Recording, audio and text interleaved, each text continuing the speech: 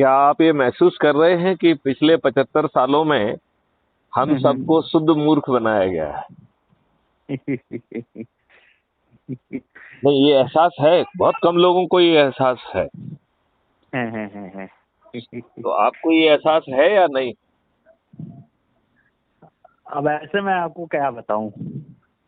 अब बताना तो पड़ेगा। एहसास है तो बताओगे हाँ है, और नहीं है तो फिर मैं समझाऊंगा।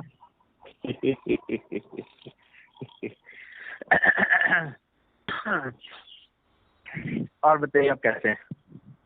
मैं बहुत बढ़िया हूँ, लेकिन आप इस बात को इवेड क्यों कर रहे हैं कि इन राजनेताओं ने 75 साल बीत जाने के बावजूद भी इस देश की जनता के साथ विश्वासघात करते हुए उसके ऊपर अंग्रेजों ने जो भारतीय गुलामों को उत्पीड़ित करने के लिए, अपमानित करने के लिए, शोषित करने के लिए और इस देश को लूटने के लिए जो नियम कानून बनाए थे, वो सब नियम कानून आज भी इन दुष्टों ने हम भारतीयों पर थोप के रखे हैं। हाँ, ये बात तो सही है। और जो व्यवस्था अंग्रेजों ने बादशाही व्यवस्था बनाई थी जिससे भारतीय गुलामों पर शासन किया जा सके, वही व्यवस्था आज भी आप पर थुपी हुई है। बिल्कुल बिल्कुल। और जो व्यवस्था थी जिसके तहत न्याय प्रणाली स्थापित की गई थी, वो न्याय देने के लिए कम और फंसा के रखने के लिए ज्यादा बनाई गई थी। और जिसमें संज्ञेय असंज्ञेय और ये सिविल केसेस का जो है मतभेद करके गरीब व्यक्ति को तो न्याय मिलने के लिए जरूरत ही नहीं थी। आज का सिस्टम गरीबों को तो न्याय देने के लिए है नहीं। और आप ये देखिए कि कोई भी सिस्टम जो है जिस तरीके से उसे काम करना चाहिए वो काम ही नहीं करता है। अब पुलिस जो है, संज्ञेय असंज्ञेय को भी यदि छोड़ दिया जाए तो भी वो केस संज्ञान लेती ही नहीं है, एफआईआर दर्ज करती ही नहीं है, भगा देती है लोगों को। करती है कि नहीं करती है? बिल्कुल बिल्कुल। तो ये दुष्ट व्यवस्था है। और जो सो कॉल्ड जो राजनेता बने हुए हैं, ये आपके राजनेता क्यों होना चाहिए आशुतोष? आप बताइए, इनको आपका राजनेता होना चाहिए क्या? नहीं, बिल्कुल नहीं। क्योंकि ना तो इनकी शिक्षा है, ना सोच है, ना चरित्र है, ना देश को कहीं ले जाने का लक्ष्य है। भ्रष्टाचार में आकंठ डूबे हुए हैं, अपराधी भी हैं, बाहुबली भी हैं, दल बदलू भी हैं। बिल्कुल। तो ये इतनी दुष्टता जो है पूरा थोप के रखी है। भाई साहब, मुझे सब बस ओवरऑल आपको छोटे शब्दों में बताऊं तो मुझे कभी कभी लगता है कि ये हमारे देश का दुर्भाग्य है कि हमारे देश में well educated IAS PCS officers rank के लोग हैं। तो ये हमारे देश का दुर्भाग्य है कि उल्टा है सिस्टम कि उनको हमारे नेताओं का पैर छूना पड़ता है। हाँ, ये दुर्भाग्य नहीं है, ये उसे वो सौभाग्य मानते हैं।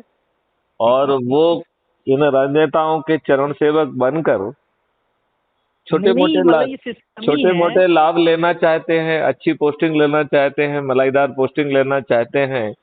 और वो तो ये चरणों के सेवक रिटायरमेंट के बाद भी बने रहना चाहते हैं, जिससे कि उन्हें कहीं गवर्नरशिप मिल जाए, किसी ट्रिब्यूनल के अध्यक्ष बन जाए। क्योंकि ये सोच जो है अपने स्वार्थ से तो बाहर जाती ही नहीं है। अन्यथा आप ये बताइए, आर्टिकल 35A बिना संवैधानिक प्रक्रिया का पालन करते हुए, बिना पार्लियामेंट में जाए, मात्र प्रेसिडेंट के नोटिफिकेशन से संविधान में कैसे घुस गया और उसे छिपाने की बहुत कोशिश की गई, किताबों में छापा नहीं गया, उसे कभी रूल कहने की कोशिश की गई है, जबकि संविधान में कोई रूल नहीं होता है। संविधान में केवल आर्टिकल ही होते हैं। ठीक है ना? तो ये शुद्ध दुष्टता है। और ये तो संविधान की घोर अवहेलना है। बताइए, संविधान ने कुछ दिशा निर्देश दिए हैं तो वो इसलिए दिए हैं ना कि उनका पालन होना चाहिए। तो यदि यूनिफॉर्म सिविल कोड के दिशा निर्देश थे और ये संविधान 1950 में संस्थापित हो चुका था, बिल्कुल। तो फिर हिंदू मैरिज एक्ट और ये फलाना कम्युनिटी और रिलीजन स्पेसिफिक एक्ट कैसे आ गए? क्या ये आर्टिकल 44 का वायलेशन नहीं है? बिल्कुल है। जब आर्टिकल 47 में कहा गया है कि लिकर, कोई भी नशीली चीज सभी प्रतिबंधित की जाएगी, तो इन दुष्ट राजनेताओं ने गली गली कोचे कोचे में जो है दारू की दुकानें, शराब की दुकानें खोल दी हैं, और अब आजकल होम डिलीवरी और पाउच में उन सब जगहों पर भी उसे पहुंचा दिया गया है जहां के लिए वो अधिकृत नहीं है। तो ये शुद्ध दुष्टता नहीं है क्या?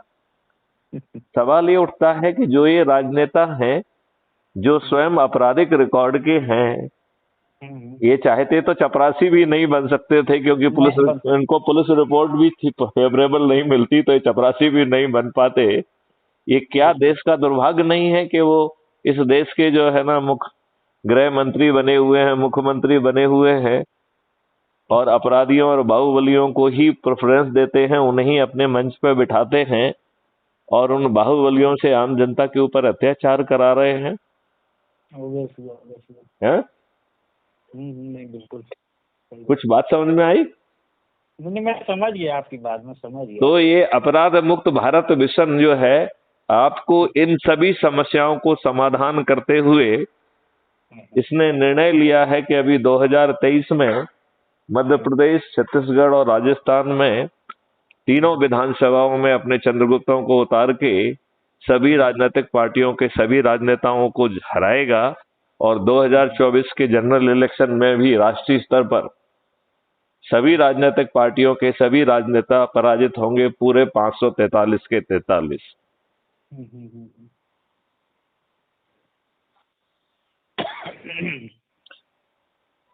क्या ऐसे बदले हुए भारत का आप हिस्सा नहीं बनना चाहेंगे? क्यों नहीं, बिल्कुल।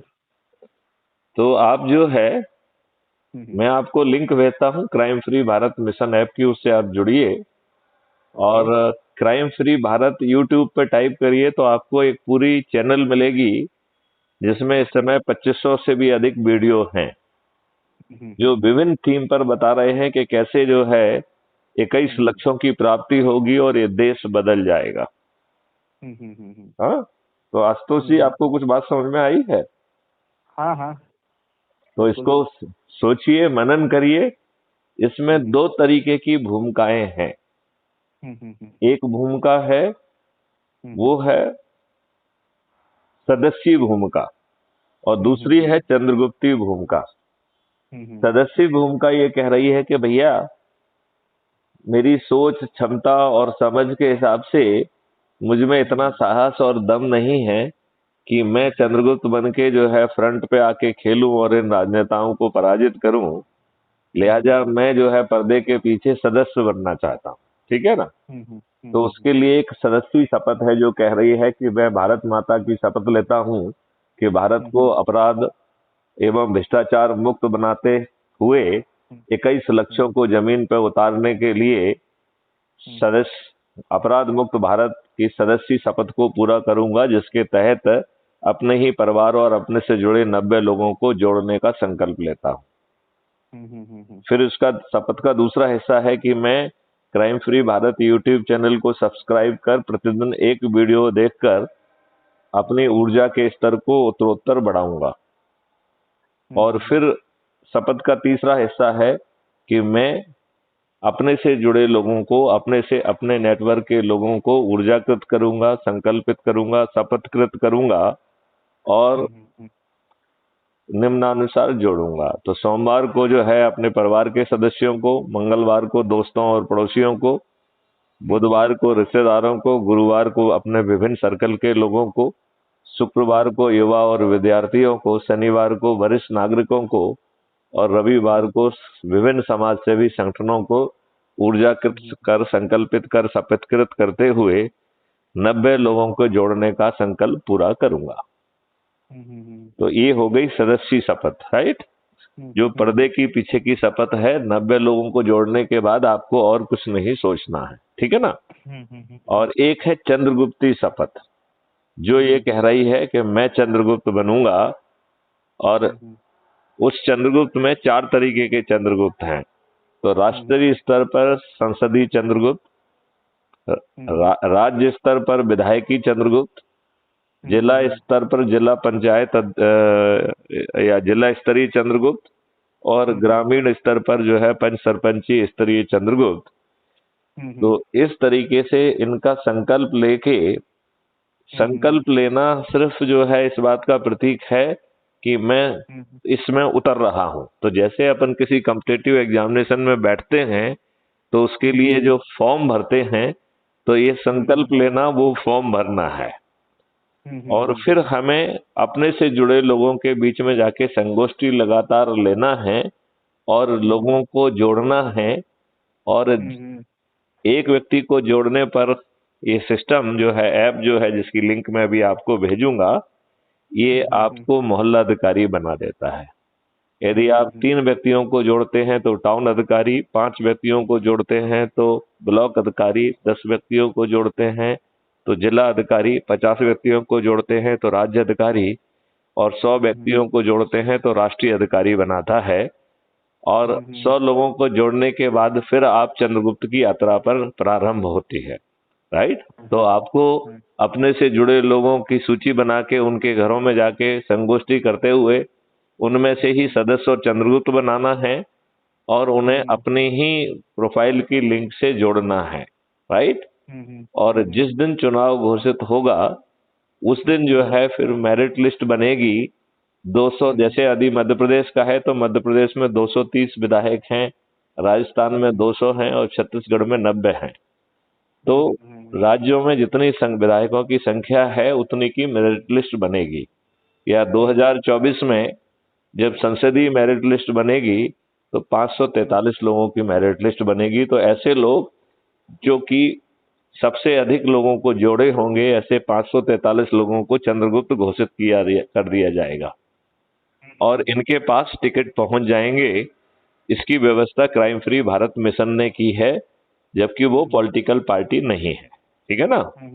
तो एक पॉलिटिकल पार्टी वो टिकट लेके पहुंचेगी और तब तक क्राइम फ्री भारत के सदस्यों की संख्या 100 करोड़ को पार कर चुकी होगी।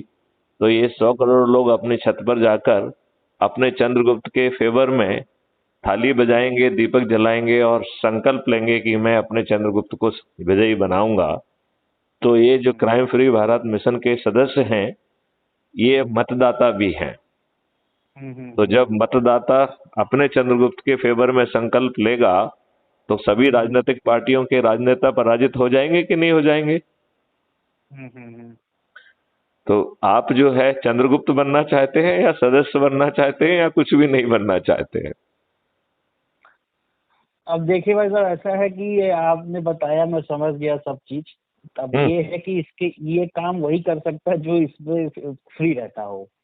बात मेरी समझ मतलब हम गुलामी करने के लिए फ्री हैं, जूते खाने के लिए फ्री हैं, अत्याचार सहने के लिए फ्री हैं, कर का बोझ सहने के लिए फ्री हैं। कोई हमारे ऊपर अत्याचार करे, हमारी रिपोर्ट ना लिखी जाए, इसके लिए हम फ्री हैं, लेकिन देश के लिए अच्छा काम करने के लिए हम फ्री नहीं हैं। हमारा कहने का दूसरा मकसद था, ये था कि इन सब के लिए टाइम देना पड़ेगा।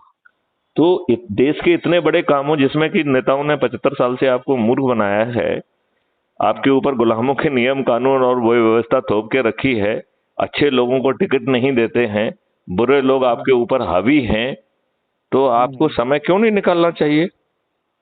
जब बिना 5 पैसे खर्च किए इतना बड़ा परिवर्तन आपको मिल रहा है, वो भी जो है ना जुलूस निकालना है, ना चक्का जाम करना है, ना किसी को पिटीशन देना है, खुद अपने लोगों के बीच में बैठ के उन्हीं के साथ चाय पी के लोगों को जोड़ना है। इतने मात्र से जो है आप चंद्रगुप्त भी बन जाएंगे, टिकट भी मिल जाएगा, जीत भी जाएंगे और मंत्री और मुख्यमंत्री बन जाएंगे। तो ये समय किस लिए है? जूते खाने के लिए है क्या?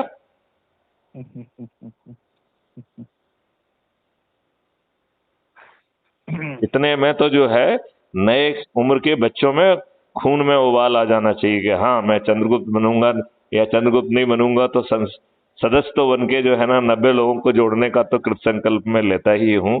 यदि इतना उबाल नहीं आता है तो फिर ये जो मैथिली शरण गुप्त ने कहा था कि नर न हो न निराश करो मन को, तो नर हो तो निराश करो मन को, कुछ अच्छा काम ना करो, जूते खाते रहो, गुलामों के नियम कानून जो है ना अपने ऊपर थोपे रहो, और अपने भावी जो है ना बच्चों को यही गुलामी की जिंदगी दो। जहां पर की जो है इंटरनेशनल षड्यंत्र हो रहे हैं, आपके आपके फूड चेन को विषाक्त कर दिया गया है। आज जो खाना आप खा रहे हैं उसमें जो है जहरीला है, वो केमिकल फर्टिलाइजर और पेस्टिसाइड ने उसे कार्सिनोजेनिक बना दिया है। हर चीज में हार्मोन्स डाले जा रहे हैं जो कार्सिनिक हैं। जो आप दवाइयां ले रहे हो, वो दवाइयां जो है ना दे आर इंजूरियस। आपकी बॉडी की सेल विद्रोह कर गई है, और जो बॉडी की सेल बहुत बुद्धिमत्ता थी, जिसमें कि इतने ट्रिलियंस ऑफ बाइट की मेमोरी थी, वो आपके विद्रोह करके जो है मेलाइन से जो है बेनाइन से मेलाइन हो गई है, कैंसरस हो गई है। हम कब जागेंगे? चलिए ठीक है, आप भेजिएगा, मैं देखता हूँ। ठीक है, यही तो मैं बात कह रहा हूं कि खून में उबाल ही नहीं आता है, बेकार है, ठंडा है खून। ये ठंडे खून वाले ही इस देश के लिए जो है ना नासूर बने हुए हैं। आज तो सोचो, तुम नासूर बनना चाहते हो या देश के अच्छे व्यक्ति बनना चाहते हो? देशद्रोही हो या देश प्रेमी हो? जो इस समय नहीं जागेगा वो देशद्रोही है। बात आप समझ रहे हैं या नहीं?